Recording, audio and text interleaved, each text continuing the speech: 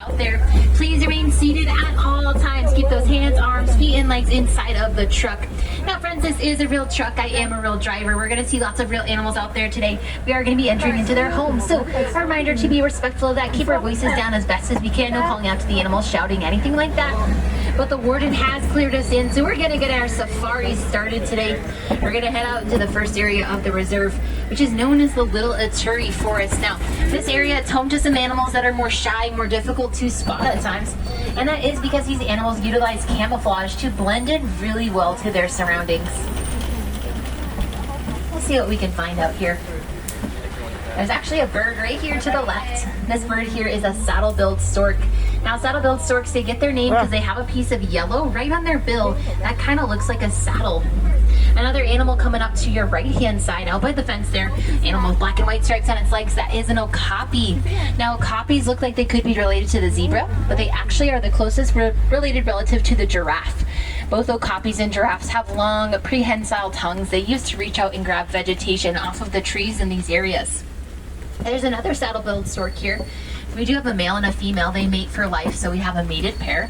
This one is going to be the male, I believe. Yep, so they have a different outlining to their eyes. So black outlining meaning male. The females would have a bit of a yellow outlining to their eyes. We're going to come down around the corner here. We're going to see what other animals we can spot. Keep our eyes out on this hill, though, to your right as well. Sometimes animals like to tuck themselves in the bushes here, lay down. But this area we're passing by on the left, typically home to a black rhino, so we'll keep our eyes out for that.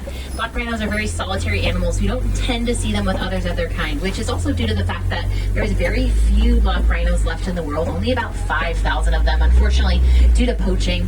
They are poached for their horns, which many people believe carry value, but they're made out of the same stuff our fingernails are, which is keratin.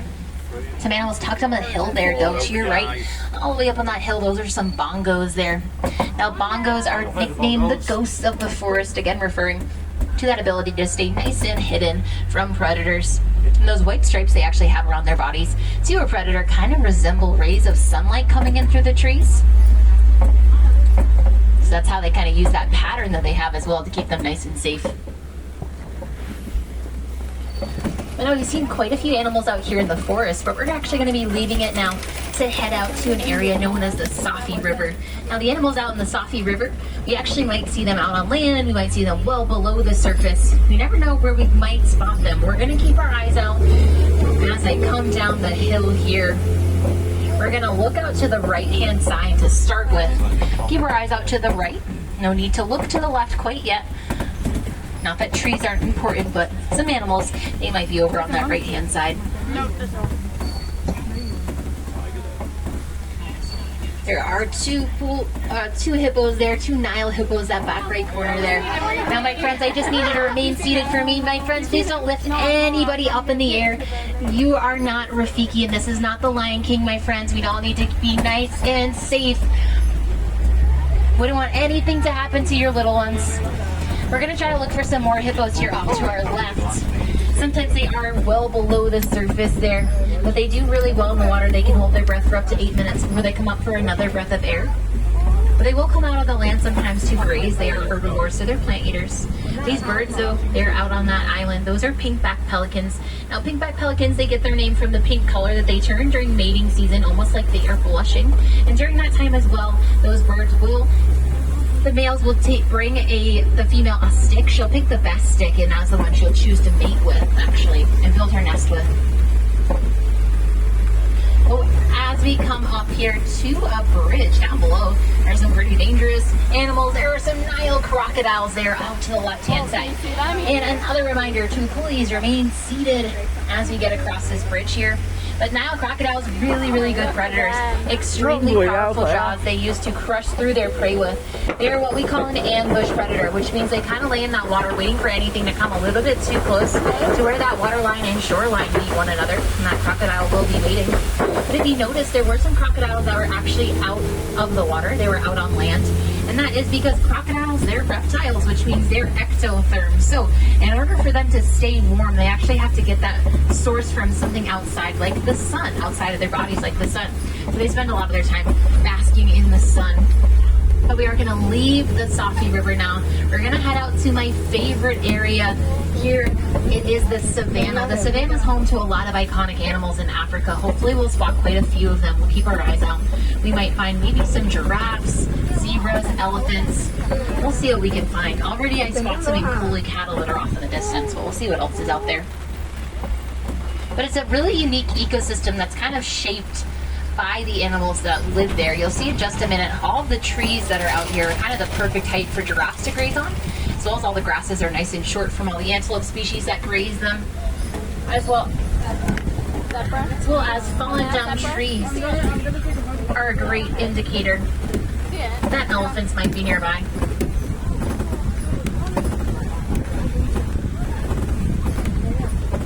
Now we are getting a view. There are some giraffe I spot out there, some zebras and Coley cattle. Now zebras, these zebras here together like that, we would call it a dazzle of zebras. And they are Hartman's mountain zebra. So they get their name after, typically they would be found in more mountainous regions. They're not really the flatlands like we have here in the Savannah, but they love being here too. Lots of grasses for them to graze, but they're just more well adapted if they were to live in those mountainous regions, to climb mountains, which is really cool. Lots of animals out here. Out to your left, there are some African wild dogs out to your left-hand side. Now these dogs, they are not like the dogs you have at home. They are really good predators though. They hunt in packs, making them super successful. They have about a 90% catch rate or success rate of catching their prey, which in comparison to animals like lions only have about a 30% rate at catching their prey. And these animals are much smaller than lions, so that's really impressive. Some animals more coming out to our left-hand side. There are some sable antelope underneath this tree, the ones that are darkish brown with the skinnier horns on their head there. Out to the left, underneath the tree there, those are very territorial animals. They'll use those horns on their head to actually throw a predator off of their back. They're feeling provoked. This whole group of silvery animals here, those are wildebeests. Now typically in the wild you find wildebeests traveling in migratory herds of 1.5 million. 1.5 million wildebeests traveling every year, following the rains in Africa. And when they travel, they actually kick up so much dust in the process that it can be seen from space.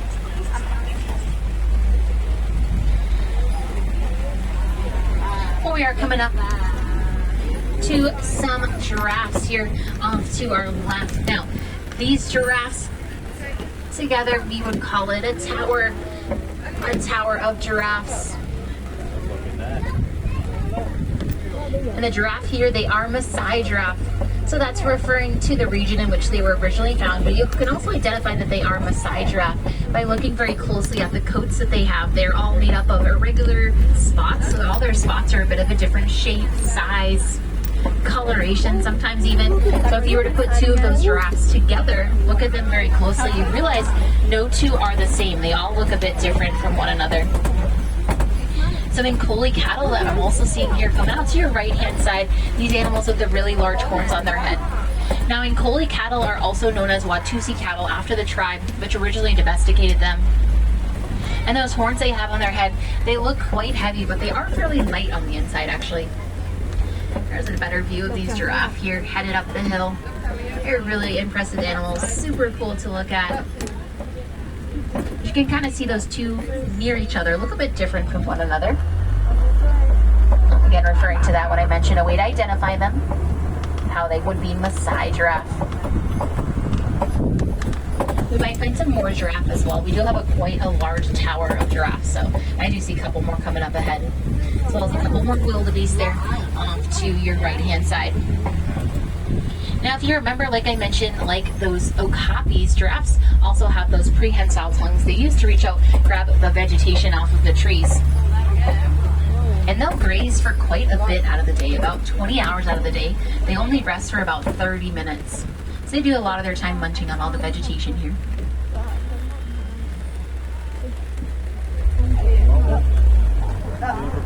And their tongues that they have, it's quite a long tongue that they have.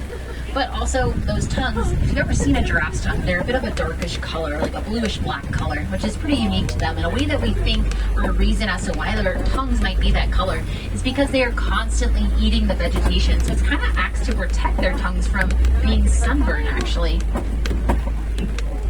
here's another view of these wildebeests. We definitely don't have 1.5 million, but we do have quite a few of them out here.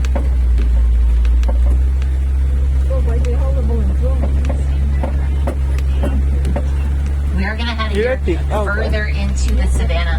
We're going to see what other animals we can find. We're going to be heading into elephant country. Now the elephants we're going to be looking for out here, they are going to be African elephants. The way that we can give an idea as to why they are African elephants is by looking at their ears. So if we find one, look at their ears. Their ears will kind of resemble the continent of Africa. So that's a way that you can kind of identify those from a different species of elephants, as well as African elephants are quite large in comparison to something like an Asian elephant. Now sometimes not quite seeing them out in this area of the yard, they might be pushed further back, and that's because elephants, they love food. They eat quite a bit throughout the day. They can eat about 300 pounds of food actually. So they have really large diets. They eat a lot of different greens. They might eat banana leaves, hay, different leafy greens because they are herbivores. So they'll actually use their trunks, they'll grab all that vegetation, guiding it towards their mouths, which is always a really interesting thing to see.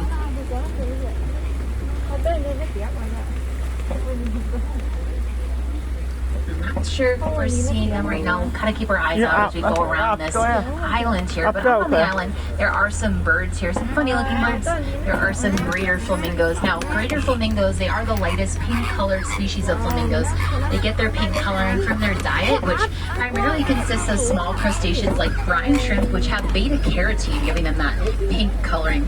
But if you notice out there, there are a couple flamingos. They do look more gray and fuzzy than they do pink. Those are going to be juveniles, so they won't get that full pink coloring until they reach adulthood. But this whole group of flamingos like this, we would call it a flamboyance of flamingos. If you wanted to, there is, so they are called greater flamingos. Surprisingly, there are lesser flamingos. Those are going to be found out in Discovery Island. If you want to see the difference, there is a size difference between those species. So that's why when we say they're greater as in size versus lesser, which would be smaller. But for some reason, the lesser flamingos are actually a little bit more pink than those greater ones. So there is a difference between their coloration as well. But we're going to be coming up here to some mud wallows off to our left-hand side. Mud wallows, they're a great place for white rhinos to like to hang out. White rhinos will kind of come to those mud wallows. They'll splash around, keeping themselves cool on hot days. We'll see if we can find them. Now, white rhinos are very social animals. They do travel in groups, which are known as crashes. So a crash of rhinos consists of more than one, and that refers to their ability to charge at 35 miles per hour. So they can go quite fast if they wanted to, and that's because they charge when they are either frightened or provoked or trying to protect any young that they have, because they don't have very good eyesight. They rely heavily on sound actually to guide them, so that kind of makes them charge sometimes. There are a couple cheetahs here off to the left, up on the hills there. Now cheetahs are the fastest land animals. They can travel from speeds of 0 to 60 miles per hour in just about 3 seconds. Now they can't hold that speed for very long, but it kind of gives them an advantage. They are also an ambush predator. So they kind of lay in the tall grasses, waiting for their prey to get a little bit closer to them, and they'll use their ability to get up to those top speeds to their advantage, catching up with that prey, giving them the upper hand. They also have non-retractable claws, which allow them to grip the ground super well, also getting up to those top speeds. Now we might locate some other big cats out here on the reserve. We'll keep our eyes out. We're going to be coming up to a copy here. So this formation of rocks here, stacked on top of each other, known as a copy. Great place for lions to be out resting. Lions, they rest for 16 to 20 hours out of the day, so they spend a lot of their time out on these rocks.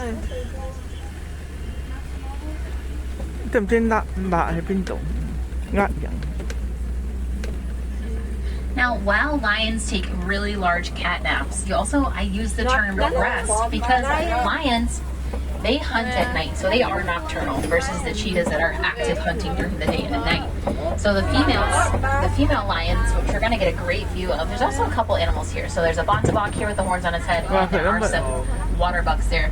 But there is the male and the female lion, or one of the female lionesses. But at night, those females actually leave, they go out and hunt, while the male stays in, protects the territory, any cubs that they might have. So Because of that, when they catch their prey, when they successfully catch any prey that they might be in pursuit of, they eat a lot of their prey. They eat a lot of that, so they spend a lot of their time digesting that prey actually. So that's why I use the term rest and not just sleep. Should get a good view there. Actually, all three of them. That's a really cool thing there. Really out in the open. And speaking about lions, if I have any wilderness explorers on board my truck today, you've been riding the Simba 1. That's the name of this truck. Gonna need that for your code word. We're gonna keep our eyes out here to the left. There are some burrows here. Animals like warthogs really love to be out in these burrows, and actually spot one laying down in the burrow there. Razor sharp tusks on its face. That helps protect it really well from predators. So they'll actually back into those burrows. They'll go backwards, keeping those tusks facing forward so that they're nice and safe for predators. They are just related to the same domestic pigs that we all know. We are coming up to some white rhinos. There are some of these rhinos here off to your right hand side, an ostrich there. There actually is a mom and a baby white rhino. Now those ostrich eggs there on the ground as well. Those white rhinos actually, they don't look white. They're not white in color. They were named after a mistranslation after the Afrikaans word wide, which means wide. However, we thought that it meant white, so they were named white rhinos. Really, they should have been named wide rhinos. And those ostrich there as well. Ostrich, they're the world's largest birds, but they cannot fly. They keep their feet planted on the ground, but instead they use their really large wings that they have to steer themselves. They can get up to top speeds if they wanted to run full force. And the eggs that they lay have an extremely tough exterior. Now, if I were to stand on that pile of ostrich eggs, they actually wouldn't break. They're that strong. That's why for those ostrich, in comparison to other birds who either keep their eggs elevated or bury eggs, those ostrich can kind of leave them out in the open because they know that it'd be really difficult for a predator to get through that tough shell. But we're leaving the savannah. We're headed up to a warden's post here underneath the covering. All these goats look like they're taking some shelter. These are some Nigerian dwarf goats the wardens decided to adopt because they do a really good job at maintaining the landscape in this area, so they can eat really thick vegetation that other animals that graze can't easily digest. But those goats have specialized stomachs which allow them to do that. So they're really great to have around.